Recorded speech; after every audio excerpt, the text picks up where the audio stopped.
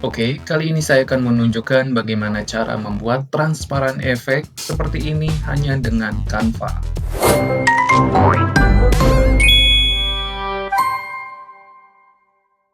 Pertama, setelah kalian membuat project dengan ukuran landscape ataupun dengan ukuran yang kalian mau, kalian tambahkan add text box, kemudian kalian ketikkan.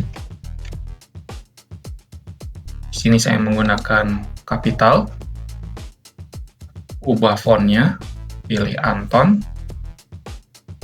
kemudian perbesar, ganti warnanya menjadi putih, kemudian kita berikan efek, pilih lift, intensity-nya naikkan, jika kurang, kita duplikat, posisikan di posisi awal, kemudian kita download, kemudian kita masukkan lagi, kita hapus yang barusan, kemudian kita pergi ke elemen, atau masukkan gambar yang kalian inginkan. Kita sandingkan seperti ini. Kemudian kita pergi ke apps. Kalian ketikkan blend image dan pilih yang ini.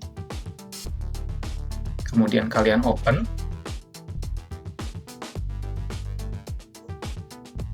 Kemudian pada teks kalian pilih dan kemudian masukkan pada top layout.